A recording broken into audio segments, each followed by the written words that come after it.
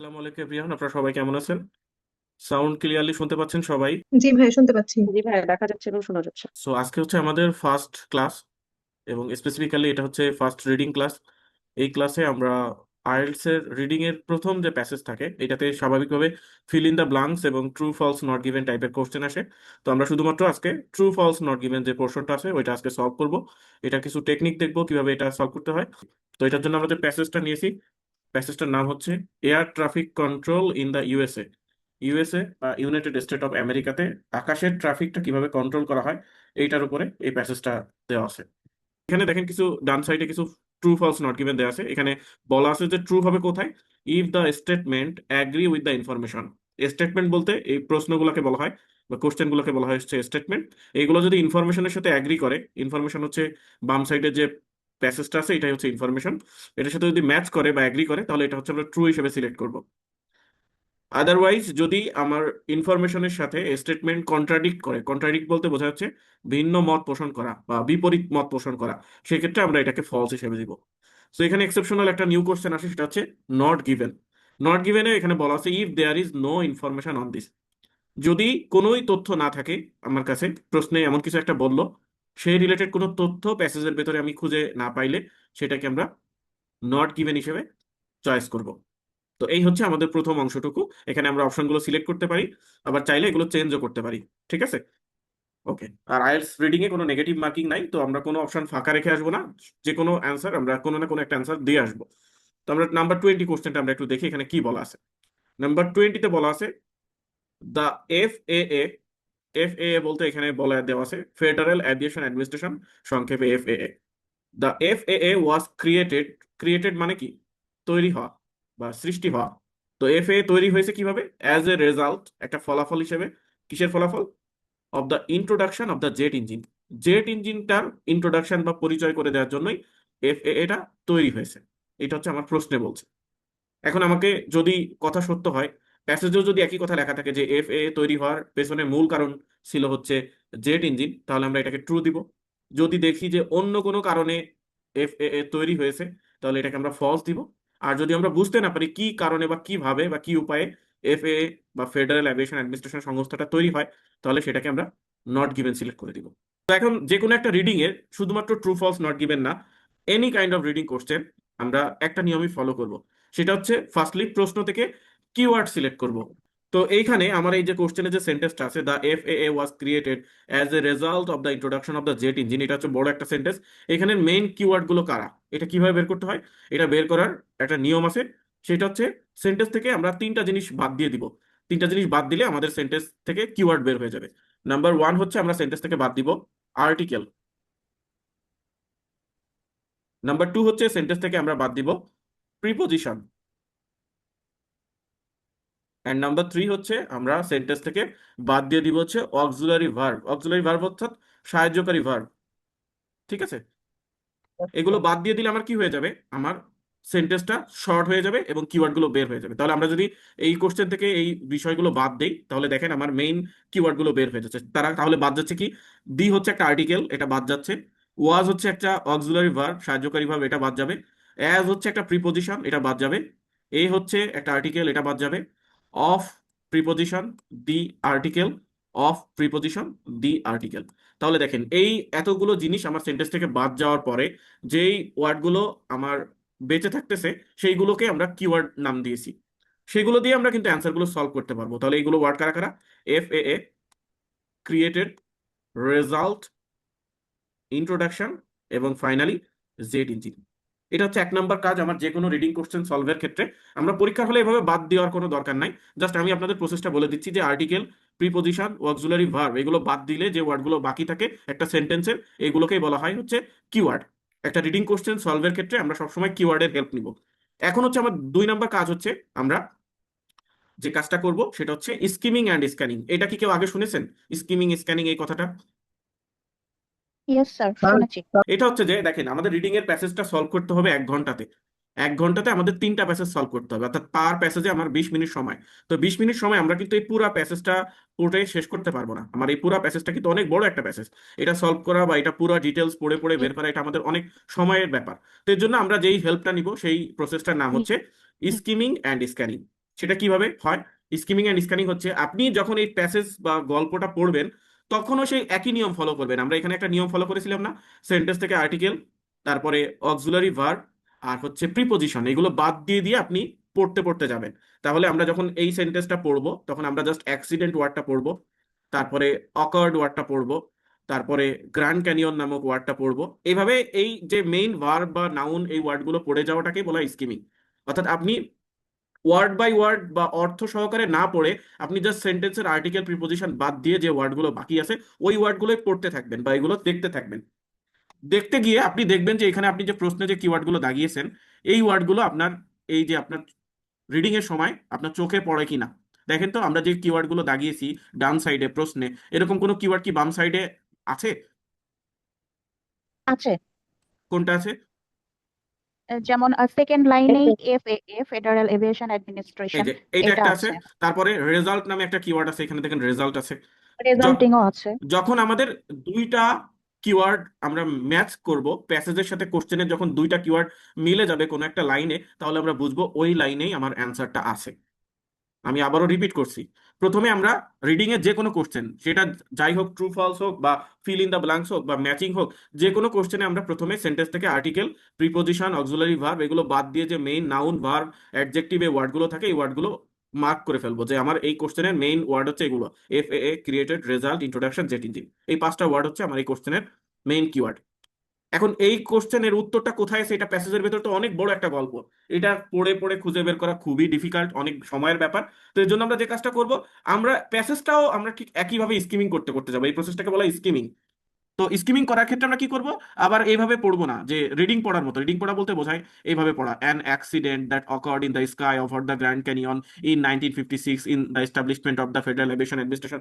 এইভাবে পড়তে গেলে এই একটা প্যাসেজ পড়তে আপনার 1 ঘন্টা সময় লাগবে, কিন্তু আপনাকে 1 ঘন্টাতে 3টা প্যাসেজ পড়তে হবে এরকম। তো এর জন্য আমরা passage word by word reading না পড়ে একই কাজ করব। আমরা প্রশ্ন যেভাবে আর্টিকেল প্রিপোজিশন বাদ দিয়ে দাগিয়েছি, এই গল্প পড়ার সময়ও আমরা আর্টিকেল প্রিপোজিশন বাদ দিয়ে আমরা ওয়ার্ডগুলো জাস্ট দেখে দেখে যাব, এবং আমরা মনে মনে রাখবো যে আমার এই 20 নম্বর প্রশ্নে যে কিওয়ার্ডগুলো আমরা দাগিয়েছিলাম, FAA, created, result, introduction, jet engine, এই ওয়ার্ডগুলো আমি যখন পড়ছি আমার এরকম ম্যাচ করে কিনা। দেখলাম আমার দুইটা কিওয়ার্ড ম্যাচ হয়ে গেল, রেজাল্ট এখানেও আছে এখানেও আছে, FAA এখানেও আছে এখানেও আছে, তাহলে আমরা বুঝতে পারবো যে এই লাইনে আমার অ্যান্সারটা আছে। যখন আমরা বুঝে ফেলবো যে এই লাইনে অ্যান্সারটা আছে, তখন ওই লাইনটা আমরা ভালোভাবে পড়বো। এইটাকেই পুরো প্রসেসটাকেই বলা হয় হচ্ছে স্কিমিং অ্যান্ড স্ক্যানিং টেকনিকের মাধ্যমে রিডিং এর অ্যান্সার খুঁজে বের করা। তাহলে আমরা পড়ি, এখানে কি বলা আছে? প্রশ্নে বলা আছে FAA ক্রিয়েটেড, অর্থাৎ তৈরি হয়েছে, introduction of the jet engine, jet ইঞ্জিনকে পরিচয় করে দেওয়ার মাধ্যমেই FAA তৈরি হয়েছে, বা জেট ইঞ্জিনের আসার পরপরই FAA তৈরি হয়েছে, এরকম কিছু একটা বলা আছে প্রশ্নে। এখন আমরা এখানে দেখবো যে FAA টা কিভাবে তৈরি হয়েছে। এখানে বলা আছে অ্যান অ্যাক্সিডেন্ট, একটা দুর্ঘটনা, that occurred in the sky, যেটা আকাশে হয়েছে, স্কাই আকাশে হয়েছে একটা দুর্ঘটনা, over the Grand canyon, grand canyon একটা জায়গার নাম, একটা জায়গার উপরে আকাশে এই অ্যাক্সিডেন্টটা হয়েছে, বিমান দুর্ঘটনা, ইন 1956, 1956 সালে বিমান দুর্ঘটনাটা হয়েছে, যেটার ফলে resulted in the establishment of the federal aviation administration, এটার ফলে প্রতিষ্ঠিত হয়েছে ফেডারেল অ্যাভিয়েশন অ্যাডমিনিস্ট্রেশন, সংক্ষেপে FAA। তাহলে আমরা এইটা পড়ে বুঝলাম যে FAA তৈরি হওয়ার পেছনে মূল কারণটা কি। এটা কি জেট ইঞ্জিনের কারণে FAA তৈরি হয়েছিল, নাকি অন্য কোনো কারণ? এই লাইনটা পড়ে আপনারা কি বুঝতেছেন? FAA কিভাবে তৈরি এটা হলো? একটা অ্যাক্সিডেন্ট হয়েছিল, এইটার কারণে ইয়েস, FAA তৈরি একটা হয়েছিল। অ্যাক্সিডেন্ট হয়েছিল, এইটার কারণে FAA তৈরি হয়েছে। তাহলে প্রশ্নে বলছে যে FAA তৈরি হয়েছে জেট ইঞ্জিনের কারণে, আর এখানে বলছে অ্যাক্সিডেন্টের কারণে। তাহলে আমাদের দেখেন ফলসে এরকম বলছিল যে ইফ দ্য স্টেটমেন্ট, স্টেটমেন্ট বলতে প্রশ্ন, কন্ট্রাডিক্ট দ্য ইনফরমেশন, ইনফরমেশন বলতে এই যে প্যাসেজে যে ইনফরমেশন দেওয়া আছে এটাকে ইনফরমেশন বলা হয়। তাহলে কন্ট্রাডিক্ট বলতে বিপরীত। বিপরীত পোষণ করে, তাহলে এটাকে আমরা ফলস দিব। আসলেও তাই, এখানে বিপরীত কারণ, এখানে বলা হচ্ছে অ্যাক্সিডেন্টের কারণে হয়েছে, আর এখানে বলছে জেট ইঞ্জিনের কারণে হয়েছে, তাহলে এটা বিপরীত হচ্ছে, তাহলে এটার অ্যান্সারটা হবে ফলস। প্রসেসটা কি আপনারা বুঝতে পেরেছেন সবাই, কিভাবে আমরা এই কোশ্চেন অ্যান্সারটা জি। বের করলাম? অন্যরা একটু রেসপন্স করেন। এখন জি সবাইকে ভাইয়া। একটু কথা বলতে হবে, বলেন তো সবাই কি বুঝতে পেরেছেন? জি স্যার, জি জি ভাই, স্যার, বুঝতে জি পারছি। ভাই, বুঝছি। Okay. কেউ একজন আছেন আপনাদের ভেতর থেকে একটু পুরা প্রসেসটাকে রিপিট করতে পারবেন? কারণ আমি বললে মনে থাকবে না, আপনাদের ভেতর থেকে যদি একজন বলে তাহলে এটা আপনাদের মনে থাকবে আজীবন। তো একজন বলুন তো আপনাদের ভেতর থেকে যারা যে সব থেকে ভালো বুঝেছেন, পুরো আমি একটা রিডিং এর একটা কোশ্চেন সলভের ক্ষেত্রে আমি কি কাজ করব। মনে করেন 21 নাম্বার কোশ্চেন, এটা সলভের ক্ষেত্রে আমরা কি করতে পারি? স্যার আমি কি বলবো না অন্য কেউ বলবে? হ্যাঁ আপনি বলেন, তারপরে এই যে আলিকা আপু উনিও হ্যান্ড রেজ করেছেন, উনিও বলতে পারেন। আপনি প্রথমে বলেন, তারপরে উনি বলুক, দুইজনই জি। একসাথে বলেছেন। আচ্ছা আপনি বলুন। জি। যে স্যার প্রথমে আপনি যেভাবে বললেন যে আমরা হচ্ছে আর্টিকেল, অক্সিলারি ভার্ব, প্রিপোজিশন এগুলোকে বাদ দিয়ে দিব, দেন হচ্ছে আমরা কিওয়ার্ডটা কোয়েশ্চেনের মধ্যে থেকে সিলেক্ট করব। তো তারপরে আমরা প্যাসেজে পড়তে যাব, যে যেখানে প্যাসেজে যেই জায়গায় কিওয়ার্ডটা পাবো ওইখানে পড়া শুরু করব। পড়ে দেখবো যে জিনিসটা কি বলছে, যে যদি কোয়েশ্চেনের সাথে এটা সামঞ্জস্যপূর্ণ থাকে তাহলে অ্যান্সারটা হবে ট্রু। যদি এটার এগেনস্ট কোনো কথা বলে, বিপরীত কোনো কথা বলে, তাহলে অ্যান্সারটা হবে ফলস। আর ওই সম্পর্কিত বিষয়ে যদি কোনো সুস্পষ্ট কথা ওইখানে বলা না থাকে, কোনো কিছু ইনফরমেশন দেওয়া না থাকে, তাহলে এটা হবে not given. Okay, thank you, প্রসেসটা ভালোভাবে বলেছেন। আলিকা আপু হ্যান্ড রেজ করেছিলেন, আপনি একটু বলুন। আহ, এটা হচ্ছে আমরা স্কিমিং এন্ড স্ক্যানিং প্রসেসের মধ্যে ইউজ করে করব। ফার্স্টে হচ্ছে আমরা কোয়েশ্চেন থেকে কিওয়ার্ডস গুলো সিলেক্ট করব, দেন ওই কিওয়ার্ড রিলেটেড টপিক মানে রিলেট করে আমরা ওইখানে ডিরেক্ট কোনো অ্যান্সার আছে কিনা বা কোনো কন্ট্রাডিক্টরি ইনফরমেশন আছে কিনা এটা চেক করে দেন ট্রু ফলস, অথবা যদি ইনফরমেশন না থাকে তাহলে নট গিভেন দেখাবো। Thank you. তাহলে এখন আমরা একটা বিষয় দেখি। থ্যাংক ইউ, দুইজনেরই উত্তর ঠিক আছে। আপনারা সবাই যারা বাকি যারা আছে তারা কি বুঝতে পেরেছেন বিষয়টা কিভাবে হয়েছে? জি ভাইয়া। ওকে। জি তাহলে ভাইয়া, বুঝতে পেরেছি। আচ্ছা, আমি কোনো ছেলেদের কথা শুনতেছি না, এখানে কিন্তু অনেক ভাইয়ারা আছেন। একটু ভাইয়ারা একটু রেসপন্স করবেন, ঠিক আছে? একটু ভাইয়ারাও রেসপন্স করবেন। তাহলে এখন আমরা আসি, এখন আমরা স্কিমিং অ্যান্ড স্ক্যানিং এর অ্যাকচুয়াল অ্যাপ্লিকেশনটা দেখবো। অ্যাকচুয়াল অ্যাপ্লিকেশনটা আমরা এর আগে পাই নাই, কারণ হচ্ছে যে আমরা প্রথম লাইনে অ্যান্সারটা পেয়ে গেছি। আইএলটিএস পরীক্ষা এত সহজ হবে না যে সব কোশ্চেনের অ্যান্সার আপনি প্রথম লাইনে পেয়ে যাবেন। এখন আপনাকে মনে করেন এই লাইনগুলোর ভেতরে অ্যান্সার আছে কিনা পরবর্তী কোশ্চেনের, এইটা আপনাকে স্কিমিং করে করে খুঁজে বের করতে হবে। যেমন আমরা ওই নিয়ম অনুযায়ী আমরা দেখেছি, কারণ আমরা এটা অফ করে দিই। আমরা ওই নিয়ম অনুযায়ী আমরা কি দেখেছি, যে আমাদের এই যে কিওয়ার্ড গুলো কোথায় আছে। এখন 21 নম্বর কোশ্চেনের ক্ষেত্রে তাহলে কিওয়ার্ড গুলো কোনগুলো? 21 নম্বর কোশ্চেনে কিওয়ার্ড যখন উনি বলছিল, আমি মার্ক করেছি, এটা হচ্ছে এয়ার ট্রাফিক কন্ট্রোল স্টার্টেড, শুরু হয়েছে, এটাও দেওয়া যেতে পারে, after the Grand Canyon crash in 1956। একটা বিষয় মাথায় রাখবেন, আমাদের রিডিং এর কোশ্চেনগুলো সবসময় ম্যাচিং বাদে আইএলটিএস এর যত ধরনের রিডিং কোশ্চেন আছে সবগুলো সিরিয়াল মেনটেন করে উত্তরগুলো দেওয়া থাকবে। অর্থাৎ 20 নম্বর কোশ্চেনের অ্যান্সার যদি এই লাইনে থাকে, 21 নম্বর কোশ্চেনের অ্যান্সার তার সবসময় নিচের দিকে থাকবে, কখনো উপরের দিকে উঠবে না। তাহলে আমরা স্বাভাবিকভাবে এর নিচে থেকে অ্যান্সারটা খোঁজার চেষ্টা করব, যে আমরা দেখব এয়ার ট্রাফিক কন্ট্রোল এবং গ্র্যান্ড ক্যানিয়ন এরকম কোনো ওয়ার্ড আছে কিনা পরের লাইনগুলোতে। তাহলে আপনারা একটু স্কিমিং করেন তো এখানে আছে কিনা এয়ার ট্রাফিক কন্ট্রোল এবং গ্র্যান্ড ক্যানিয়ন। আমার তো 21 নম্বর কোশ্চেনের কিওয়ার্ড এইটাই। এয়ার ট্রাফিক কন্ট্রোল কি আছে এখানে? এই যে এখানে আছে। নিচের দিকে আছে। প্যারাগ্রাফ নিচের বি দিকে। এর ফার্স্ট লাইন। ওকে, আমরা একটু নিয়ম মেনে আগাই। যেমন এই লাইনের পরে তো নিচের দিকে, আমি এখানে তখন দাগিয়েছি, কিন্তু আসলে নিয়ম মেনে এভাবে যেতে হবে। এয়ার ট্রাফিক কন্ট্রোলটা আমরা একটা পেয়েছি, কিন্তু আমাদের আরো একটা কিওয়ার্ড লাগবে, মিনিমাম দুইটা কিওয়ার্ড লাগবে একটা কোশ্চেন সলভের ক্ষেত্রে। আর একটা কিওয়ার্ড হচ্ছে কি, গ্র্যান্ড ক্যানিয়ন। Grand canyon. তো দেখেন তো গ্র্যান্ড ক্যানিয়ন নামে কোনো কিওয়ার্ড আছে কিনা, গ্র্যান্ড ক্যানিয়ন। আর এগুলো যদি আপনি ডিটেলস আকারে বুঝতে চান পরীক্ষার হলে, তাহলে আপনার টাইম ম্যানেজমেন্ট করতে পারবেন না। তো এর জন্য আমাদের কি করতে হবে, আমরা স্কিমিং করতে করতে আবারও এয়ার ট্রাফিক কন্ট্রোল আবারও পেয়েছি এক জায়গায়, এবং এই লাইনে দেখেন আবারও দেওয়া আছে গ্র্যান্ড ক্যানিয়ন। তাহলে এই লাইনের সাথে এই লাইন কি ম্যাচ করে? কোশ্চেনের অ্যান্সার দেখেন তো, এয়ার ট্রাফিক কন্ট্রোল এখানেও আছে, এখানেও আছে, গ্র্যান্ড ক্যানিয়ন এখানেও আছে, এখানে আছে। তাহলে কি আমাদের অ্যান্সার এই লাইনেই থাকার সম্ভাবনা বেশি না? যেমন এখানে বলা আছে air traffic control started, air traffic control শুরু হয়েছে কবে? After the Grand Canyon crash. After বলতে পরে, গ্র্যান্ড ক্যানিয়নে যে অ্যাক্সিডেন্টটা হয়েছে এটার পরে হচ্ছে এয়ার ট্রাফিক কন্ট্রোল তৈরি হয়েছে বা শুরু হয়েছে। আর এখানে কি বলা আছে দেখেন, air traffic control existed, exist বলতে ছিল, well before the Grand Canyon disaster. Grand ক্যানিয়নে যে ক্রাশ বা ডিজাস্টার বা অ্যাক্সিডেন্ট যাই হোক না কেন, এটার আগে থেকেই আকাশে ট্রাফিক কন্ট্রোল নামে একটা কন্ট্রোল অফিস ছিল। তাহলে এখানে বলছে আগে থেকেই ছিল বিফোর, আর এখানে বলছে আফটার, পরে তৈরি হয়েছে। তাহলে এটা আনসারটা কি হবে? ফলস হবে। ফলস হবে, কারণ বিফোর বলতে বোঝা যাচ্ছে আগে, আর হচ্ছে এখানে আফটার বলতে বোঝায় পরে। তাহলে এটা দুইটাই কন্ট্রাডিক্ট করছে, তাহলে এটার অ্যান্সার হবে ফলস। আমরা পরপর দুইটা ফলস পাইলাম, পরপর কখনোই তিনটা ফলস হবে না। আইএলটিএসে আমি আমার এক্সপেরিয়েন্স অনেকদিন ধরে আমি দেখছি, কোনোদিনও কোনো কোশ্চেনে পরপর তিনটা ফলস বা পরপর তিনটা ট্রু, পরপর তিনটা নট গিভেন এটা পাবেন না। তাহলে এরপরে কোশ্চেন অ্যান্সার অবশ্যই ট্রু অথবা নট গিভেন হবে। এটা একটা একটা টেকনিক, এটা হচ্ছে জাস্ট একটা নিয়ম, ঠিক আছে? এটা জাস্ট একটা মনে রাখতে পারেন আপনারা। মানে আপনারা 100% শিওর থাকবেন পরে কোশ্চেন আনসার কখনোই আর ফলস হবে না, কারণ পরপর দুইটা কোশ্চেন আনসার ফলস আসছে, পরে এটা ট্রু অথবা নট গিভেন হবে। তো 22 নম্বর কোশ্চেনে কি বলা আছে আমরা একটু দেখি। 22 নম্বর কোশ্চেনের কিওয়ার্ড কোনগুলো এখন আপনারা একটু বলতে পারবেন? এই 22 নম্বর কোশ্চেনের keyword used etc to d শুধু এইটুকু? এখানে নাউন আছে না কিওয়ার্ড হিসেবে? Beacon the beacon flashing lights yes, light. Beacon flashing lights, yes, Beacon flashing light, এই দুইটা ইউজ করা হচ্ছে বর্তমানে, স্টিল মানে বর্তমানে ইউজ করা হচ্ছে। এটিসি, এটিসি মানে আপনারা বুঝে রাখবেন যে এয়ার ট্রাফিক কন্ট্রোল, সংক্ষেপে হচ্ছে এটিসি। এয়ার ট্রাফিক কন্ট্রোলে বর্তমানে এই বিকন এবং ফ্ল্যাশিং লাইটটা ব্যবহার করা হচ্ছে। তাহলে আমরা দেখি যে আসলে বর্তমানে হচ্ছে কিনা। তাহলে এখন এই কোশ্চেন সলভের ক্ষেত্রে আমরা কি করব, আগে খুঁজে বের করব কোথায় বিকন আর ফ্ল্যাশিং লাইট কথাটা আছে। যেই লাইনে আছে ওই লাইন পড়লে আমরা বুঝতে পারবো যে ওইটা এখনো ইউজ হচ্ছে কি হচ্ছে না। তাহলে আমরা একটু স্কিমিং করতে করতে আগাই। বিকন ফ্লাশিং লাইট, এইভাবে আপনারা মাউস ধরে ধরে আগাবেন। বিকন ফ্লাশিং লাইট, বেশি তড়িঘড়ি করবেন না, তাহলে হয়তো বা মিস করে যেতে পারেন। এই যে দেখেন এখানে আছে হোয়াইল বিকনস অ্যান্ড ফ্লাশিং লাইট, এই যে আছে বিকনস অ্যান্ড ফ্লাশিং লাইট। আমাদের নিয়ম হচ্ছে যখন দুইটা কিওয়ার্ড আমরা পেয়ে যাব, প্রশ্নের সাথে প্যাসেজের দুইটা কিওয়ার্ড মিনিমাম মিল হবে, আমরা 100% কনফার্ম থাকবো ওই লাইনে অ্যান্সার আছে। এখানে 22 নাম্বার কোশ্চেনের ক্ষেত্রেও তাই, বিকনস এবং ফ্লাশিং লাইটস, এই লাইনে বিকনস এবং ফ্লাশিং লাইট দুইটাই আছে। তাহলে আমরা একটু দেখি, প্রশ্নে বলছে যে still used by ATC today, এই দুইটা জিনিস এখনো এয়ার ট্রাফিক কন্ট্রোল ইউজ করে। আর এখানে কি বলা আছে আমরা একটু দেখি, while beacons and flashing light were placed along cross country routes to establish the earliest airways, এখানে বলা আছে আর্লিয়েস্ট এয়ারওয়ে যখন এস্টাবলিশড হয়েছিল বা ওই সময় বিকন এবং ফ্ল্যাশিং লাইটটা ইউজ করা হয়েছিল বা ওই সময় ব্যবহার হতো। তাহলে এটা অ্যান্সারটা কি হতে পারে বলেন তো আপনারা? Not given. Not given. পরের লাইনে কি বলছে, however this purely visual system was useless in bad weather and by 1930s radio communication was coming into use for ATC, 1930 সালে রেডিও কমিউনিকেশন নামে নতুন একটা টেকনোলজি এটার সাথে অ্যাড করা হয়েছে। এখানে তো স্পষ্টভাবে বলা নাই যে বিকনস এবং ফ্ল্যাশিং লাইট বর্তমানে আর ব্যবহার হয় বা ব্যবহার হয় না। এটা কি বলা আছে বিকন এবং ফ্ল্যাশিং লাইট এখন ব্যবহার হয়? বলা আছে? না, এটা বলা না। আবার কি বলা আছে যে বিকন আর ফ্ল্যাশিং লাইট এখন আর ব্যবহার হচ্ছে না? না, এটাও বলা না। এইটাও বলা নাই। তার মানে ব্যবহার হচ্ছে না সেটাও বলা নাই, আবার ব্যবহার হয় ব্যবহার হতো বা হয় না এটাও বলা না। অর্থাৎ কোনোটাতে একটা স্পষ্ট ধারণা নাই, অর্থাৎ আমাদের কাছে কোনো অ্যাকচুয়াল ইনফরমেশন নাই যে এটা আসলে এখনো ইউজ হয় কি হয় না, এর জন্য এটা হচ্ছে নট গিভেন। বুঝতে পারতেছেন জি আপনারা? জি বুঝতে পেরেছি ভাইয়া। ওকে, ঠিক আছে, থ্যাংক ইউ।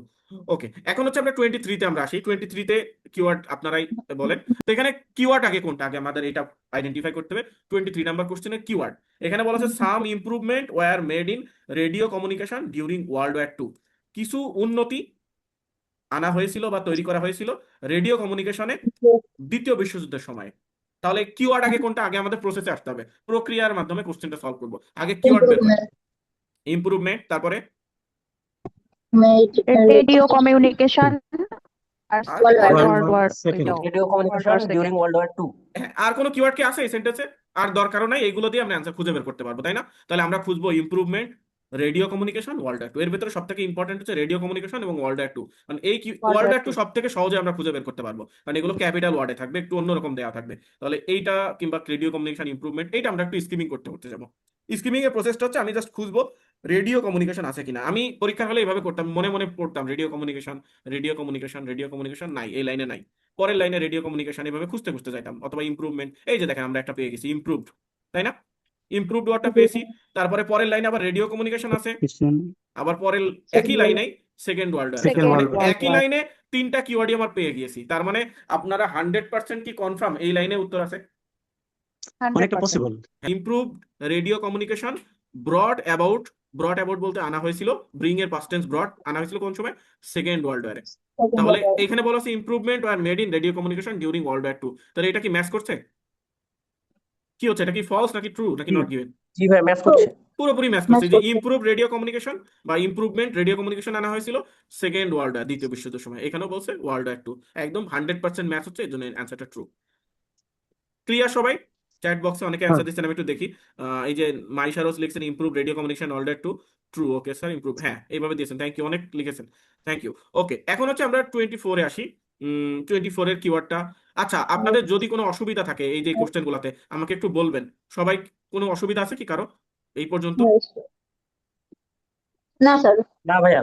কেউ কি আছেন? যদি কোনো অসুবিধা থাকে আমাকে প্রয়োজনে ব্যাকে বলবেন যে আমি 21 নাম্বারটা একটু আবার বুঝাই দেন, আমি বুঝিয়ে দিব।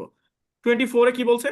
Class F air space is the air space which is below 365 metre and not near airport. আমি একটা কিওয়ার্ড দাগিয়ে ফেলছি, সরি আমি। তো আপনারা বাকি কিওয়ার্ড গুলো একটু বলেন তো কোনগুলো কিওয়ার্ড হিসেবে নিতে পারি 24-এ? Space Airspace air space below 365 365 meter meters airport. near airport. Near না না, airport. Not near airport. Near airport ধরলে আবার ভুল হয়ে যাবে। এয়ারপোর্টটাকে নেওয়া যাবে। নট নিয়ার এয়ারপোর্ট, এয়ারপোর্টের কাছে হবে না। তার মানে এখানে বলছে ক্লাস এফ এয়ার স্পেস বলতে আকাশের একটা এরিয়া, সেই ক্লাস এফ এয়ার স্পেস হচ্ছে এমন একটা এয়ার স্পেস বা এলাকা যেটা হচ্ছে 365 মিটারের নিচে হবে, মাটি থেকে 365 মিটারের নিচে হবে, এবং এয়ারপোর্টের কাছে হবে না, এয়ারপোর্ট থেকে দূরে হবে। ঠিক আছে, তাহলে আমরা এখন একটু এখানে দেখি। আমাদের প্রথম কন্ডিশন হচ্ছে এগুলো কিওয়ার্ড খুঁজে বের করা খুবই সহজ, কারণ ক্লাস এফ এটা ক্যাপিটাল ওয়ার্ডে থাকবে, 365 হচ্ছে একটা নাম্বার, এই পুরো প্যাসেজের নাম্বার খুঁজে বের করা সব থেকে সহজ বা ইজি কাজ। নট নিয়ার এয়ারপোর্ট এটা খুঁজতে একটু কষ্ট হবে, তো আমরা এই দুইটা কিওয়ার্ড দিয়ে একটু খোঁজার চেষ্টা করি। 365 একটা নাম্বার এবং ক্লাস এফ, দেখেন তো আছে কিনা ক্লাস এফ এই লাইনে বা এই প্যারাতে ক্লাস এফ নামে কোনো ওয়ার্ড আছে কিনা। ক্লাস এফ ক্যাপিটাল ওয়ার্ড দেখবেন, এই যে এখানে ক্যাপিটাল ওয়ার্ড আছে একটাই, এফ এ এ, আর কোনো কিন্তু ক্যাপিটাল ওয়ার্ড নাই। প্যারাগ্রাফ ডি তে এটা তো এফ এ আছে, এটা প্যারাগ্রাফ ইতে আছে, প্যারাগ্রাফ ইতে কি আছে? দ্বিতীয় লাইনে in general from ইতে 365 meters above 365 মিটার অ্যাবভ আছে। আছে, আমাদের লাগবে হচ্ছে 365 মিটার বিলো, এটা ফলস হলে হয়তো বা অ্যাবভ বিলো হবে। তা বিলো আবার আছে হচ্ছে একদম নিচে, লাস্ট লাইনের উপর লাইনে হ্যাঁ বিলো বিলো 365 মিটার। 365। আমাদের একটা কিওয়ার্ড পাইলে হবে না, আমাদের খুঁজে বের করতে হবে মেইনলি ক্লাস এফটা আসলে এটা কি নিচে নাকি উপরে, আমাদের জানতে চাচ্ছে এইটাই। তাহলে ক্লাস এফ কোথায় আছে? ক্লাস এফ দেখেন তো, এফ নাম্বার প্যারাতে কি ক্লাস এফ আছে? হ্যাঁ, ক্লাস এফ এ class আছে, ক্লাস F এফ নাই। তো এখানে দেখেন বলেছে ক্লাস এফ, আমরা এখানে পেয়েছি ক্লাস এফ। তো ক্লাস এফ সম্পর্কে কি বলেছে? Uncontrolled air space is designated class F. Designation মানে কি? ডেজিগনেটেড, ডেজিগনেশন বলে না, পুলিশের ডেজিগনেশন এরকম বলে না, পদবি, পদবি ও পরিচয়। তাহলে পদবি। আনকন্ট্রোলড এয়ার স্পেসের পদবি বা এটার পরিচয় হচ্ছে ক্লাস এফ। এখন আমরা সেই উপরে চলে যাব, এখানে দেখবো যে 365 এর সাথে আনকন্ট্রোলড কথাটা আছে কিনা। দেখেন এখানে বলে দিয়েছে uncontrolled air space below 365 metre. তাহলে আনকন্ট্রোলড মানে কি আসলে? এখানে বলে দেওয়া আছে আনকন্ট্রোলড মানে, কিন্তু তাহলে আনকন্ট্রোলড মানে হচ্ছে ক্লাস এফ, এটা এখানে বলে দেওয়া আছে। তাহলে এইখানে আনকন্ট্রোলড এয়ার স্পেস বলা আছে, তার মানে এটা কি? আনকন্ট্রোলড মানে এখানে ক্লাস এফ। তাহলে এখানে বলা আছে ক্লাস এফ বিলো 365 মিটার। প্রশ্নেও কি বলা আছে? Class F air space is the air space which is below 365 metre. তাহলে এই অংশটা কি ট্রু হয়ে যাচ্ছে না? জি ভাইয়া ট্রু হচ্ছে।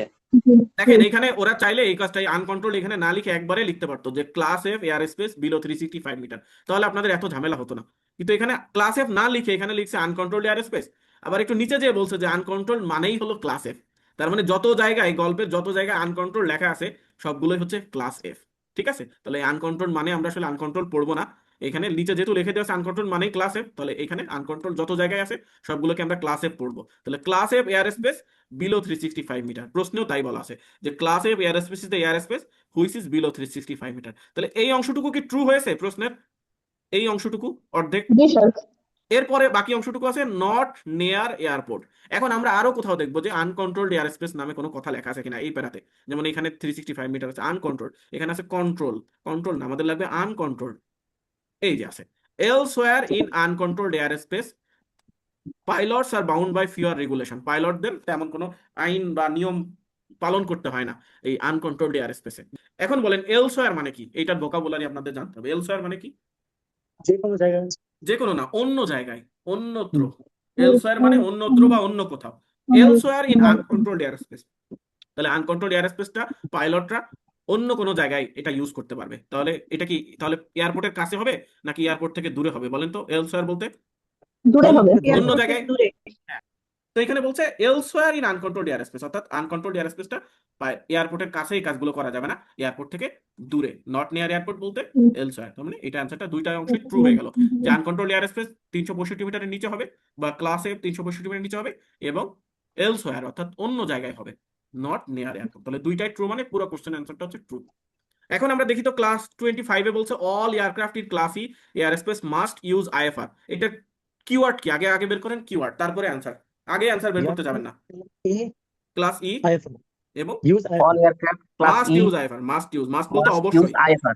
আইএফআর ইউজ করবে। যত এয়ারক্রাফট বলতে যত ধরনের প্লেন আছে, প্লেন বিমান হেলিকপ্টার যাই আছে, সকল ধরনের এই বিমান টাইপের যেগুলো আছে সবাই ক্লাস ইতে এবং থাকলে স্পিডে আইএফআর গেলে আইএফআর IFR নামে use কিছু করবে। ইউজ করবে। আইএফআর কি এটা আমাদের জানার দরকার নেই, আমরা জাস্ট অ্যান্সারটা বের করতে পারলে হলো। পরবর্তীতে আমরা বাসায় এসে চ্যাট জিপিটি কে জিজ্ঞেস করলে আইএফআর কি এগুলো পুরো হিস্ট্রি বলে দিবে। পরীক্ষার হলে এগুলো কেউ বুঝতে যাবেন না, তাহলে অসুবিধা হয়ে যাবে। আমরা পরের কোশ্চেন অ্যান্সারটা পেয়েছিলাম এই লাইন পর্যন্ত, তাহলে তার পরের কোশ্চেন অ্যান্সারটা হবে তার নিচে থেকে। তাহলে দেখেন তো ক্লাস ই এই কিওয়ার্ডটা খুঁজে বের করা খুবই সহজ। ক্লাস ই আছে কি কোথাও? ক্লাস ই হ্যাঁ, এই যে এখানে আছে, তারপরে হুম, এইখানে আছে, কিন্তু আমরা পড়বো না কারণ আমাদের আরো একটা কিওয়ার্ড লাগবে আইএফআর। আইএফআর কোথায় আছে? আইএফআর দেখেন তো, আইএফআর, আইএফআর। আচ্ছা এই প্রসেসটাকেই বলা হয় স্কিমিং। আপনি এই যে পুরো না পড়ে জাস্ট আইএফআর খুঁজতেছেন, এইটাকেই বলা হয় স্কিমিং। আইএফআর দেখেন তো আইএফআর, এই যে আইএফআর, ঠিক আছে। তো এই লাইনে দেখেন ক্লাস ই এর কথাও আছে, মানে একই লাইনে দুইটা কিওয়ার্ডই আছে, যে ক্লাস ই আইএফআর। তাহলে আমরা একটু পড়ি। The difference between class E and class A airspace is that in class A এর মধ্যে অল অপারেশনস আর আইএফআর। আর প্রশ্নে বলছে ইন ক্লাস ই এর মধ্যে সবাই আইএফআর ইউজ করবে, তাহলে এটা কি হবে বলেন তো? এটা ট্রু হবে। ট্রু কেন হবে? এখানে বলছে ক্লাস এ ফলস তে হবে। সবাই আইএফআর ইউজ করবে, আর এখানে বলছে ক্লাস ই তে সবাই আইএফআর ইউজ করবে, তাহলে এটা কি ট্রু কিভাবে হয়? এখানে তো স্পষ্ট বলে দেওয়া আছে। এখানে তো ক্লাস ই এন্ড এ বলছে যে না, ই একসঙ্গে। আর এ বলছে না, বলছে the difference between class E and class A. Class E এবং ক্লাস এ এর ভেতরে ডিফারেন্স বা পার্থক্যটা হচ্ছে যে আচ্ছা, ক্লাস এ এর ডিফারেন্টটা মিস মধ্যে করে দিচ্ছি। সবাই আইএফআর ইউজ করে, ঠিক আছে। এটা ডিফারেন্স বলছে, পার্থক্যটা হচ্ছে ক্লাস এ এর সবাই আইএফআর ইউজ করবে, আর এখানে বলছে ক্লাস ই এর সবাই আইএফআর ইউজ করবে, ক্লাস এ সবাই, ক্লাস ই এর সবাই, তাহলে এটা আনসারটা হবে ফলস। বুঝতে পারতেছেন আপনারা সবাই? ভাইয়া আমার একটা কোশ্চেন ছিল। হ্যাঁ বলুন।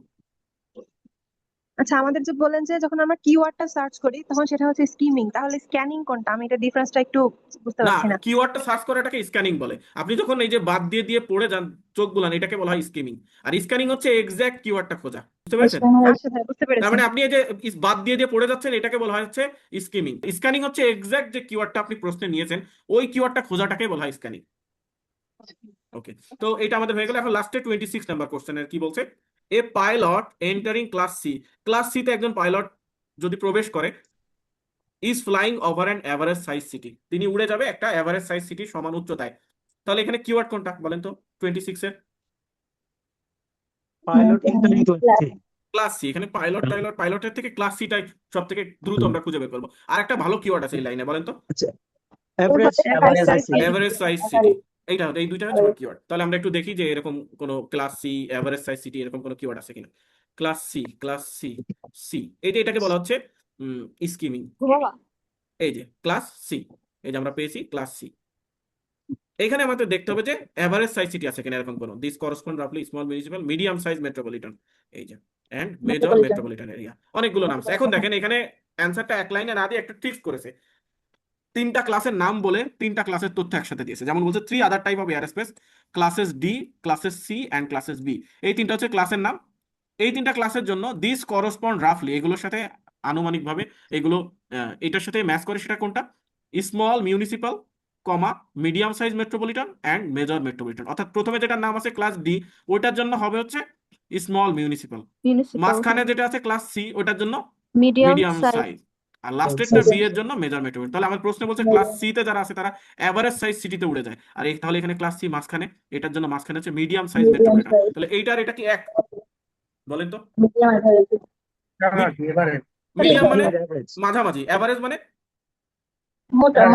মাঝামাঝি, তাহলে দুইটাই একই। এভারেজ মানেও যা, মিডিয়াম মানেও তাই, তাহলে এটা আনসারটা হবে ট্রু। এখানে সি এর জন্য এভারেজ সাইজ সিটি, এভারেজ বলতে মিডিয়ামই বোঝায়, আর মেট্রোপলিটন বলতে এই সিটি বোঝায়, শহর।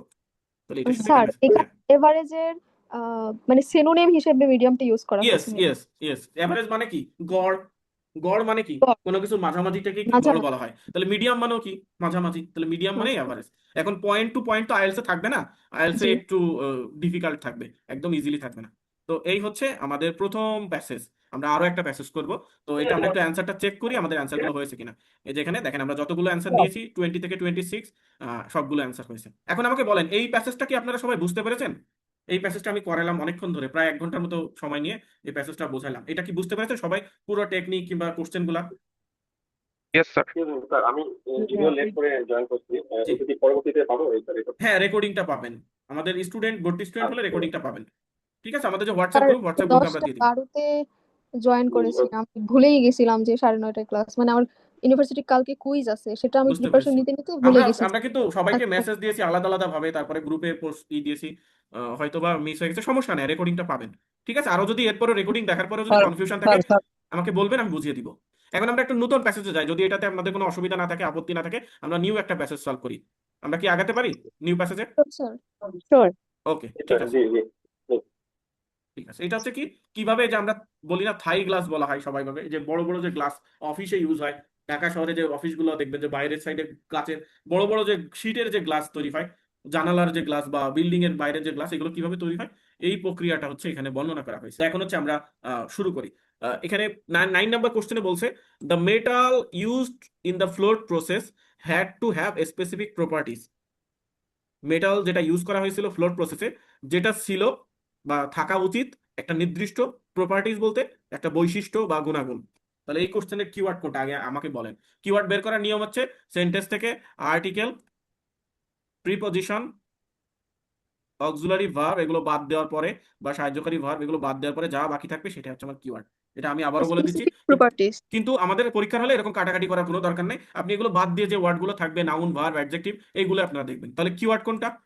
Sir metal, specific metal float metal, process float process, specific properties. Specific. এই যে এইভাবে Specific যাবেন, properties. শুধু স্পেসিফিক প্রপার্টিসে না গিয়ে একদম প্রথম লাইন থেকে দেখার চেষ্টা, প্রথম অংশ থেকে শুরু থেকে দেখবেন যে কোনগুলো কিওয়ার্ড নেওয়া যায়। তাহলে metal, float process, specific properties. এখন দেখি আপনাদের স্ক্যানিং কত দূর শিখেছেন। দেখেন তো প্রথম প্যারাতে আছে কি না, আছে নাকি নাই এটা বলেন তো দ্রুত। কেউ আছে এই লাইনে? নাই। নাই। একদম নিচে মনে হয় আছে না স্যার থার্ড প্যারাতে গেলেই পাওয়া যাবে এই অ্যান্সার। third হ্যাঁ ফ্ল্যাট ঠিক আছে। তাহলে এই যে আমরা যে এখান থেকে এই পর্যন্ত আসলাম এইটাকে বলা হয় স্কিমিং। এইটা কি সবাই বুঝেছেন? জি স্যার। হ্যাঁ সবাই বুঝেছেন? বুঝেন নাই এমন কেউ clear, আছেন? clear. এইটাকেই বলা হ্যাঁ, স্কিমিং। বুঝতে পেরেছি। আর যদি মনে করেন যে আপনারা যদি সময় নষ্ট করতে চান পরীক্ষার হলে, তাহলে এইভাবে রিডিং পড়তে পড়তে যাবেন। এইটা হচ্ছে সময় নষ্ট। এটা করলে আপনি কখনো 1 ঘন্টাতে, অর্থাৎ আপনি কখনো 7 পাবেন না, আইএলটিএস এর 7 এর উপরে পাবেন না, 6ও পাবেন না যদি আপনি এইভাবে ডাইরেক্টলি ওয়ার্ড বাই ওয়ার্ড পড়তে পড়তে আসেন। তাহলে আপনাকে এইভাবে দ্রুত কোন লাইনে অ্যান্সার আছে এটা বুঝতে হবে। এটা প্র্যাকটিস করতে করতে আপনার ভেতর চলে আসবে। তাহলে আমরা দেখলাম ফ্লোট। আমি কেন বেশি কথা বলতেছি আজকে, কারণ আজকে আপনাদের ফার্স্ট ক্লাস। তো প্রথম দিনে আমি একটু বেশি আকারে ভেঙে ভেঙে বলতেছি। অনেকে মনে করতে পারেন যেহেতু অনেকে আগে থেকেই জানেন অনেক কিছু, তো মনে করতে পারেন একই কথা স্যার কেন বারবার বলতেছে। কারণ এখানে তো অনেক না লেভেলের না স্যার, স্টুডেন্ট আপনি আছে, ঠিক আছেন। অনেক লেভেলের স্টুডেন্ট আছে। আমাদের সবাইকে মেয়ে অনেকেই আছে। অনেকে একবার বললেই সব বুঝে যাবে, আবার অনেককে 2বার 3বার বললে বুঝবে। এর জন্য আমি একটু বারবার বলছি, আর অ্যাজ এ ফার্স্ট ক্লাস এর জন্য আমি একটু বারবার বলার চেষ্টা করব। কেউ মাইন্ড করবেন না। তো এই জন্য দেখেন দ্য ফ্লোট প্রসেস এটা আমরা পেয়ে গেছি। আমরা পাশাপাশি নিয়ে আসি তাহলে বুঝতে সুবিধা হবে। দ্য ফ্লোট প্রসেস, এখন আমাকে দেখতে হবে মেটাল। এই ফ্লোট প্রসেসে মেটাল ইউজ হয়েছে। তো যারা অ্যাডভান্স তারা তো এতক্ষণ স্কিমিং করে ফেলছেন। দেখেন তো মেটাল ওয়ার্ডটা কোন লাইনে আছে। Metal, metal, metal, melting process, melting না মেটাল। লাস্ট লাইনে। এই যে metal had to melt. এই যে দ্য মেটাল, স্যার ওই যে ফ্লোট বাদের পরে মেটাল আছে। এই যে এইখানে আছে দ্য মেটাল। এখানেও আমাদের কোশ্চেনে বলছে দ্য মেটাল। এখন আর্টিকেল লাগতেছে। এখন আমাকে বলছে দ্য মেটাল, মেটালও পেয়েছি, ফ্লোট প্রসেসও পেয়েছি। এখন আমাকে দেখতে হবে যে মেটালের স্পেসিফিক প্রপার্টিজ বা নির্দিষ্ট কোনো বৈশিষ্ট্য আছে কিনা। কি মেটাল বলা যায়? না, গ্লাস তৈরিতে একটা মেটাল ইউজ হয়েছে, ঠিক আছে। এটা আচ্ছা। গ্লাস তো মেটাল না, গ্লাস তৈরিতে মেটাল দরকার হচ্ছে আছে। তার মানে আপনার গ্লাস ও। তৈরি করবেন কিসের উপরে, ওইটাতে মেটাল দরকার হচ্ছে। ফ্লোট প্রসেসে একটা তো মেশিনের ভেতর করতে হবে, সেই মেটালের কথা বলা হচ্ছে। গ্লাস তো বুঝতে মেটাল না। পারছি। The metal had to melt, melt করতে বা গলাতে হয়েছিল অ্যাট এ টেম্পারেচার, একটা নির্দিষ্ট টেম্পারেচারে। সেটা কত? 600 ডিগ্রিতে। But could not boil at a temperature below the temperature of the molten glass about 1500 degree Celsius. তাহলে এখানে দুইটা তাপমাত্রার কথা বলা হচ্ছে, যে যেই মেটালটা ফ্লোট প্রসেসে ব্যবহার হয়েছিল সেইটাকে গলানো যাবে 600 ডিগ্রিতে, আবার সেদ্ধ করা যাবে না বা বয়েল করা যাবে না 1500 ডিগ্রিতে। তাহলে এইটা কি একটা নির্দিষ্ট বৈশিষ্ট্য বোঝাচ্ছে না? এর বেশি জি। যদি আপনি তাপ দেন, কি মনে করেন বৈশিষ্ট্য? 600 ডিগ্রি বলছে এখানে, যে এটাকে less than the hardening point. 600 ডিগ্রির নিচে আপনি তাপ দিতে পারবেন এই মেটালটাকে। এখন আপনি 700 ডিগ্রিতে তাপ দিলেন, তখন কি হবে? এই মেটালটা গলে যাবে, বয়েল হয়ে যাবে। বয়েল হয়ে যাবে। আবার এখানে 1500তে বলছে বয়েল স্যার, করতে। এটা এর ট্রু হবে মনে হয়। মেটালেরও এই বৈশিষ্ট্য আছে যে 600 থেকে 1500-র ভেতরে এই কাজটা করতে হবে। তাহলে এইটাই স্পেসিফিক প্রপার্টিজ, এর জন্য অ্যান্সারটা হচ্ছে ট্রু। এরপরে 10 নাম্বার কোশ্চেনে কি বলছে? বিল Clinton invested some of his own money in his float plan. এই কোশ্চেনে কিওয়ার্ড কোনটা? Bill Clinton own money float plan. তাহলে Bill Clinton bill on money, Clinton. তার নিজের টাকা দিয়েছিল এই ফ্লোট প্ল্যান্ট বলতে আসলে কি বোঝায়? পাওয়ার প্ল্যান্ট নাম শুনেছেন না আপনারা? Power plant এটা এটা একটা কিছু। ফ্যাক্টরি। এখন আমরা দেখবো যে আসলে তিনি তার টাকা দিয়েছিল কিনা এই প্ল্যান্ট তৈরি করতে।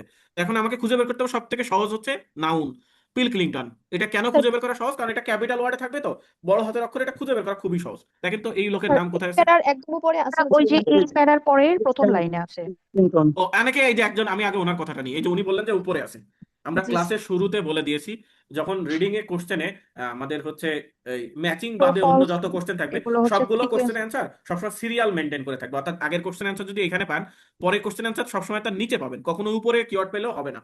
যদিও উপরে কিছু হিন্টস দেওয়া থাকতে পারে, কিন্তু মেইনলি অ্যান্সারটা, যেই কোশ্চেন অ্যান্সারটা পেয়ে গেছেন তার পরের বা নিচে থাকবে, এটা উপরের দিকে উঠবে না। ঠিক আছে? তো এর জন্য আমাদের Sequence নিচে খুঁজতে maintain হবে, করে। সিকোয়েন্স মেনটেন করবে। তো আমরা দেখেন তো বিল ক্লিনটন বা এই লোকের নাম, এই প্যারার পরের প্যারার ফার্স্ট লাইনে। এই যে বিল কিংটন, সরি আমি ভুল উচ্চারণ করেছি, পিল কিংটন। তো ইনি কি করেছেন, built a pilot plant, pilot বলতে একদম প্রথম দিকে একদম ছোটখাটো ভাবে একটা মডেল প্ল্যান্ট তৈরি করেছেন 1953 সালে। And by 1955 he had convinced this company, convince করেছে বা তাদেরকে রাজি করিয়েছে to build a full scale plant, বড় আকারে একটা প্ল্যান্ট তৈরি করতে তিনি রাজি করিয়েছেন। এখন এটা কি হবে অ্যান্সার? এখানে বলেছে তিনি তার টাকা দিয়েছেন এই কোম্পানি তৈরি করতে বা এই প্ল্যান্ট তৈরি করতে, আর এখানে বলছে তিনি প্রথমে তৈরি করেছেন, তারপরে তার কোম্পানি তৈরি করেছে। এইখানে কি কোনো টাকা পয়সার কথা কি বলা আছে? কে টাকা দিয়ে প্ল্যান্টটা তৈরি করেছে, কোম্পানি কত টাকা এটা দিয়েছে? নট গিভেন হবে স্যার। ইয়েস, এটা হচ্ছে নট গিভেন হবে, কারণ এখানে বলা আছে তিনি তার নিজের টাকা দিয়ে এই Invest. কাজটা করেছেন। কিন্তু এখানে বলা আছে দুইটাই, যে তিনি প্রথমে ছোটখাটো ভাবে তৈরি করেছেন এবং 55 সালে তার কোম্পানি প্ল্যানটা তৈরি করেছে। কিন্তু এই প্ল্যানটা তৈরি করতে কে কত টাকা দিয়েছে, বিল ক্লিনটনের কত টাকা খরচ হয়েছে, কোম্পানি কত টাকা নিয়ে একটা কথাই বলা নাই। তার মানে এটা আমরা জানি না যে বিল ক্লিনটন নিজে টাকা দিয়েছেন নাকি দেন নাই, এটা আমরা শিওরলি জানি না, এর জন্য এই কোশ্চেন অ্যান্সারটা নট আচ্ছা গিভেন। ভাইয়া, হ্যাঁ বলুন। আমার এটা একটা একটা প্রশ্ন আছে ভাইয়া, যে হ্যাঁ বলুন, এই ফার্স্ট লাইনের পরের লাইনে তো হচ্ছে বলা আছে যে ইট টাকার টুক কথা। 14 মান্থ, হ্যাঁ, তারপরে একটা এটা টাকার কথা ভালোভাবে বলা পড়েন, আছে ভালোভাবে পড়েন, মান্থলি এখানে কস্ট। কি বলছে ভালোভাবে পড়লে বুঝতে পারবেন। হাউএভার ইট টুক 14 মান্থ, 14 মাস লাগছে of non stop production, non stop production করছে 14 মাস বা 1 বছর 2 মাস ধরে, costing the company 100,000 a month before the plant produce any usable glass. তার তো ইনভেস্টমেন্টের কথা তো বলা হয়েছে, তাহলে এটা কি মানে এখানে টাকাটা কার, এই টাকাটা কার? আপনি আমাকে বলেন, যে এখানে লেখা আছে যে এই ভাইয়া এই টাকাটা হচ্ছে এই পিলকিংটনের বা এই টাকাটা হচ্ছে কোম্পানির। এখানে আসলে আপনি স্যার তো জাস্ট টাকা দেখতেছেন, কিন্তু টাকার মালিক কে এখানে কি বলা আছে? কে বলা মালিক? হয় না। জি স্যার। না বুঝতে পেরেছেন ওইরকম আরাফাত বলা ভাইয়া? নাই। এখানে জি জি। মালিক তো খুঁজে পাচ্ছেন না, আপনি জাস্ট টাকা দেখে বলছেন যে ভাইয়া তো টাকার কথা বলা আছে, তো টাকার তো মালিক নাই। মানে স্যার টাকাটা আমার একটা কোশ্চেন উল্লেখ ছিল। আছে, কিন্তু কার সেটা উল্লেখ নাই, অর্থাৎ হ্যাঁ, আমরা কনফিউজড। কনফিউজ, এই জন্য আমরা জানি না, এই যে বলছি if there is no information on this, আমরা জানি না যে টাকাটা কার, তখনই নট গিভেন দিয়ে দিব। আমি যে জানতাম যে টাকাটা পিল ক্লিনটন দিয়েছে, তাহলে তো অ্যান্সারটা ট্রু হতো। আবার যদি জানতাম যে না পিল ক্লিনটন দেয় না, তার কোম্পানি পুরো টাকা দিয়েছে বা ব্যাংক তাহলে থেকে লোন ফলস। নিয়েছে, তাহলে ফলস দিতাম। কিন্তু এখানে কে টাকা দিয়েছে, ব্যাংকের টাকা না পিল ক্লিনটনের টাকা নাকি কোম্পানির টাকা, কিছুই বলা না, জাস্ট টাকা দিয়ে আছে, তাহলে এটা নট গিভেন দিয়ে দিব, কারণ আমরা জানি না ভাই টাকাটা কার। ভাইয়া প্রথমে বলেছিলেন যে আমরা কোশ্চেন থেকে অ্যাটলিস্ট 2টা কিওয়ার্ড হচ্ছে আমরা সার্চ করবো প্যাসেজে, কিন্তু এখানে তো আমি দেখতে পাচ্ছি only one keyword, one keyword, এই যে পিলকিংটন। পিলকিংটন আর এই যে পাইলট প্ল্যান্ট, এই যে প্ল্যান্ট ফ্লোট প্ল্যান্ট। এখন 11 নাম্বার কি বলছে? পিলকিংটনস ফার্স্ট ফুল স্কেল প্ল্যান্ট ওয়াজ ইনস্ট্যান্ট কমার্শিয়াল সাকসেস। সরি আমি কিওয়ার্ডটা দাগিয়ে ফেললাম। তার প্রথম যে ফুল স্কেল প্ল্যান্ট বা বড় আকারে যে প্ল্যান্ট বা ফ্যাক্টরি তৈরি করেছে, সেটা ছিল ইনস্ট্যান্ট কমার্শিয়াল সাকসেস। আপনার ইনস্ট্যান্ট নুডলসের নাম শুনেছেন না? ইনস্ট্যান্ট নুডলস 2 মিনিটে তৈরি হয়ে যায়। ইনস্ট্যান্ট মানে কি? সাথে সাথে বা তৎক্ষণাৎ। ইনস্ট্যান্ট মানে সাথে সাথে, ইনস্ট্যান্ট। তো ইনস্ট্যান্ট কমার্শিয়াল সাকসেস বলতে তিনি যে প্ল্যানটা তৈরি করেছে সেটা সাথে সাথেই সাকসেসফুল হয়ে গিয়েছিল, তার মানে সাথে সাথেই তিনি ব্যবসায় সফল হয়েছিল। এইটা কি তাই? আমরা একটু দেখতে হবে, এখানে হচ্ছে সাকসেস দেখতে হবে, এইটাই। এটা It ফলস took হবে 4 স্যার, months এটা left. অলরেডি আমাদের Mentioned পড়া না। হয়ে গেছে। আচ্ছা 14 যাই হোক, মান্থস স্টপ নন-স্টপ আমরা একটু প্রোডাকশন পড়ে করতে দেখি হয়েছে এখানে কি 14 বলা মান্থস। আছে। যে once they succeed in making marketable flat glass, যখন এই যে কিওয়ার্ড হচ্ছে সাকসেস, এখানে আছে সাকসিড। 100% যে এখানে সাকসেস লেখা আছে এখানেও সাকসেস থাকবে তাই না, এটা synonym. once they succeed in making marketable flat glass, যখন তারা সফল হলো বাজারে দেওয়া যায় বা বাজারে ছাড়া যায় এমন মার্কেট, অর্থাৎ মার্কেটে কোম্পানিগুলো কি করে, মার্কেটেই তো ছেড়ে বিক্রি করে, তো মার্কেটে ছাড়া যায় এমন গ্লাস যখন তারা তৈরি করলো, the machine was turned of, মেশিনটা বন্ধ হয়ে গেল। ফর এ সার্ভিস, সার্ভিসের জন্য মেশিন বন্ধ হয়ে গেল। মেশিন বললো আমি আর পারতেছি না, আমাকে সার্ভিস লাগবে আমার। To prepare for years to continuous production, 1 বছরের বা 1 বছরের বেশি, ইয়ার্স, ইয়ারের পর একটা এস আছে, ইয়ার্স, অনেক বছর সময় লাগছে এই আবার গ্লাস তৈরি করতে। নতুন করে তাহলে আবার শুরু করতে। তো এইটা এখানে আমরা কি বুঝতে পারছি, উনি কি সাথে সাথে সাকসেসফুল হয়েছিল প্রথম প্ল্যান্টে? সাথে সাথে সাকসেস পাইনি। ইনস্ট্যান্ট কমার্শিয়াল সাকসেস হয়েছিল কি? No. No. Number 12, the process invented by Pilkington has now been improved. তিনি যে প্রক্রিয়াটা আবিষ্কার করে দিয়েছেন সেই 1953 সালের ঘটনা, বর্তমানে ইমপ্রুভড হয়েছে। এটা মাঝে মাঝে যখন পরীক্ষায় সময় থাকবে না, তখন আপনি এটা আন্দাজে ট্রু দিয়ে আসতে পারেন, কিন্তু যখন সময় থাকবে তখন আপনাকে চেক করতে হবে। আসলে ঘটনাটা দেখে তো তাই মনে হবে না ইজিলি 1955 সালের ঘটনা, এখন আমরা 2026-এ আছি। তো অবভিয়াসলি তিনি যে প্রক্রিয়াটা তৈরি করেছেন গ্লাস তৈরি, সেটা এখন তো আর সেই প্রক্রিয়াটা থাকবে না, তো ইজিলি এটা ট্রু হয়ে যাবে। আর কিওয়ার্ড হচ্ছে প্রসেস। প্রসেস দেখেন তো, প্রসেস কোন প্রক্রিয়া তিনি শিখিয়ে দিয়ে গেছেন কিভাবে গ্লাস তৈরি করা হয়। Process right sir again. ওই যে পরের প্যারাগ্রাফের ফার্স্ট লাইনে আছে several process. Float plant today make the glass of near, এই যে এইটা একটা কিওয়ার্ড আছে এখানে, নাও। নাও মানে কি? নাও বর্তমান। এখন এখন বর্তমান। এখানে বলছে টুডে, টুডে বর্তমান সময়ে ফ্লোট প্ল্যান্টে যে গ্লাসগুলো তৈরি হচ্ছে সেটা হচ্ছে অপটিক্যাল কোয়ালিটি। অপটিক্যাল হচ্ছে অপটিক্যাল মানে কি? অপটিক্যাল ফাইবার দিয়ে ইন্টারনেট লাইন নেওয়া হয়, এটা হচ্ছে স্পষ্ট বা স্বচ্ছ, সব থেকে বেস্ট কোয়ালিটি। তার মানে অপটিক্যাল ফাইবার দিয়ে ইন্টারনেট কানেকশন বা অপারেশন করা হয় রোগীদের, এরকম ক্ষুদ্র ক্ষুদ্র, যে এটা হচ্ছে সব থেকে বেস্ট কোয়ালিটি। অপটিক্যাল মানে এটাই বোঝাচ্ছে। এটা তার মানে কি, তিনি যেটা করছেন সেটা ইমপ্রুভ হয়েছে। আবার পরের লাইনে বলছে দেখেন, সেভারেল প্রসেসেস, অসংখ্য প্রক্রিয়া এর ভেতরে এসে, সেগুলো কি মেল্টিং, গলিয়ে ফেলা, এটা আগেই ছিল। রিফাইনিং কিন্তু আগে ছিল না। আগের কালের যদি আপনি গ্লাস দেখে থাকেন, আপনাদের শোকেসে যদি সেই আপনার দাদার আমলের কোনো গ্লাস থাকে, দেখবেন যেগুলো সবুজ রঙের, একটু সবুজ সবুজ। তো এখন জি বর্তমানে কিন্তু বাজারে কিন্তু কোনো মার্কেটে আপনি সবুজ রঙের কোনো গ্লাস পাবেন না, ওইগুলো ধুলোবালি থাকে, তো এই জন্য অস্বচ্ছ হয়। তো বর্তমান সময়ে গ্লাসগুলো একদম স্বচ্ছ পানির মতো হয়ে গেছে। তো এটা বলছে যে রিফাইনিং করার মাধ্যমে কিন্তু এটা হচ্ছে হোমোজেনেসিং, অর্থাৎ একই সাইজের, একই ধরনের, একই ডিজাইনেরই 10টা গ্লাস বের হবে যদি মেশিন দিয়ে বের করা হয়। কিন্তু সেই 1953 সালে সব গ্লাস একটু বাঁকা থাকতো, একটা পরেরটা একটু সোজা থাকতো, এরকম বিভিন্ন। তো হোমোজেনেসিস বলতে একই ধরনের 1000 পিস, 1,00,000 পিস গ্লাস তারা তৈরি করতে পারবে একই ডিজাইনের। তো আসলে কি প্রসেসটা, এটা পড়ে আমরা কি বুঝতে পারতেছি, তিনি যে প্রসেসটা তৈরি করে দিয়েছিলেন আগে থেকে সেটা ডেভেলপ হয়েছে। অবশ্যই ডেভেলপড হয়েছে। এইটাই তাই বলছে যে বর্তমান সময়ে ফ্লোট প্ল্যান্টের গ্লাস তৈরি হচ্ছে অপটিক্যাল কোয়ালিটির, অনেক প্রসেস এখানে আনা হয়েছে, হোমোজেনেসিং, রিফাইনিং, অর্থাৎ আসলে এটা ইমপ্রুভ হয়েছে। নাম্বার 13 বলছে computers are better than humans at detecting faults in glass. এই কোশ্চেন অ্যান্সারটা আপনারা না পড়েও দিতে পারেন, তার মানে কিন্তু এটা মাঝে মাঝে ট্রু হতে পারে, নট গিভেন হতে পারে, ফলস হওয়ার আর কোনো চান্স নাই কোশ্চেন অ্যান্সার, এইটুকু আমরা শিওর। সময় না থাকলে তখন হচ্ছে আপনারা এই কোশ্চেন অ্যান্সার ট্রু দিয়ে আসবেন, কিন্তু সময় থাকলে আপনাকে চেক করতে হবে, কারণ আইএলটিএস সবসময় যে আপনাকে একই স্টাইলে দিবে তা না, মাঝে মাঝে এরকম কোশ্চেন অ্যান্সার আপনি আন্দাজে দিয়ে দিলে ওইটা দেখা গেলো আসলে ট্রু না, নট গিভেন। তো জন্য এই কাজটা করা যাবে না। জাস্ট আমি বলছি এটা হচ্ছে কি ইমার্জেন্সি সিচুয়েশনে, যখন এক্সামিনার তো থাকবে না, আপনার এখানে যে টাইম দেওয়া থাকবে, এই যে মক টেস্টের যে ইটা আছে, এখানে মক টেস্ট দিলে এখানে টাইম উঠবে, তো এই টাইম যখন 5 মিনিট বা 10 মিনিট থাকবে তখন হচ্ছে রেড কালার হয়ে যাবে, তখনই আপনারা ওই, যখন আপনার হাতে অনেক প্রশ্ন থাকবে তখন এরকম আন্দাজে 2-1টা কোশ্চেন অ্যান্সার দিতে হবে, কারণ আইএলটিএস কোনো নেগেটিভ মার্কিং নাই। তো কম্পিউটার মানুষের থেকে কি ভালো গ্লাসে ফল্ট বের করার জন্য? তাহলে আমরা বের করতে হবে কম্পিউটার, হিউম্যান, ফল্ট। দেখেন তো ফল্ট আছে কিনা, ফল্ট অথবা কম্পিউটার, এরকম কন্টিনিউয়াস মেল্টিং, এখানে যে পুরো প্রক্রিয়াটা বলা হচ্ছে যে কত কিছু ইউজ করা হচ্ছে বর্তমানে, হিট ট্রিটমেন্ট। আমরা দেখি তো ফল্ট কম্পিউটার, একটু সময় লাগবে। এইটাই আসলে অ্যাকচুয়াল প্যাসেজ আগেরটা থেকে এটা আর একটু আছে, তাহলে পরে লাইন বাই লাইন অ্যান্সার পাওয়া যায় না, একটু পড়া লাগছে। ফলস, এই যে ফলস, আমার মাউসে চলে আসছে ফলস। অটোমেটেড আছে ভাইয়া, কম্পিউটার নাই, automated. Automated online inspection, automated প্রক্রিয়া কিসের মাধ্যমে হয়? এটা কি মানুষ করে না কম্পিউটারে কম্পিউটার। করে? তাহলে কম্পিউটার মানে অটোমেটেড। তাহলে automated online inspection does two thing, firstly it reveals the process faults upstream that can be corrected. Inspection technology, এইটাও কিন্তু কম্পিউটারের মাধ্যমে allow more than 100 million measurement a second, 1 সেকেন্ডে 100 মিলিয়ন চেক করতে পারে, মেজারমেন্ট বলতে পরিমাপ বা চেক করতে পারে 1 সেকেন্ডে, across the ribbon, locating the flaws in the, flaws বলতে ফল্টেরই একটা সিনোনিম হচ্ছে flaws. The unaided eye would be unable to see, unaided eye বলতে মানুষের চোখ, এইড বলতে সাহায্য, আনএইডেড আই বলতে সাহায্য ছাড়া যে চোখ, এটা মানুষের চোখগুলোই সাহায্য ছাড়া চোখ, ঠিক আছে? তো এটা যেটা চোখেই দেখতে পাবে না, সেখানে কম্পিউটার কি করবে, 1 সেকেন্ডে 100 মিলিয়ন মেজারমেন্ট করে ফেলতে পারবে। তাহলে কি কম্পিউটার কি মানুষের থেকে বেটার এই ফল্ট বা গ্লাসের ভেতরে কোনো ফাটা ভাঙা আছে কিনা এটা বের করার জন্য? হ্যাঁ, কম্পিউটার বেটার। তাহলে এটা কি হবে অ্যান্সার? ট্রু। তো আপনারা কি আজকে কি স্যাটিসফাইড হয়েছেন ক্লাসটা করে, কিংবা বুঝতে পেরেছেন সবাই? মানে আজকে পেসেজটা পড়ালেন, আমার কাছে মনে হচ্ছে শেষ পর্যন্ত যদি আমরা যেতে পারি আমরা একটা ভালো সবাই স্কোর আমাদের করতে পারবো। আমাদের পেজে যে দেখে আসেন, যারা আমাদের শেষ পর্যন্ত ছিল, এখন একজন কানাডায় আছেন, একজন ইউএসএ তে আছেন, স্যার এই দেশের আমার বাইরে। বেসিক্যালি প্রবলেমটাই রিডিং মডিউল, আমার খুবই একটা প্রবলেম, তো আমি খুবই ডিসঅ্যাপয়েন্টেড আমার রিডিং এর ব্যাপারে। জি, তো অনেক সার্চ করে আপনার এখানে অ্যাডমিট হলাম, এবং আমার কাছে ক্লাসটা অনেক ভালো লেগেছে, আপনি আপনি অনেক তো 2টা রিডিং ইনফরমেটিভ ক্লাস ক্লাস করেছেন তাই না? আপনার রিডিং এর জন্য জয়েন জি করেছেন, 2টা রিডিং ক্লাসে কি আপনার এর আগের দিন অন্য একটা ব্যাচে করেছেন, 2টা জি ক্লাসই জি বুঝতে পেরেছেন না?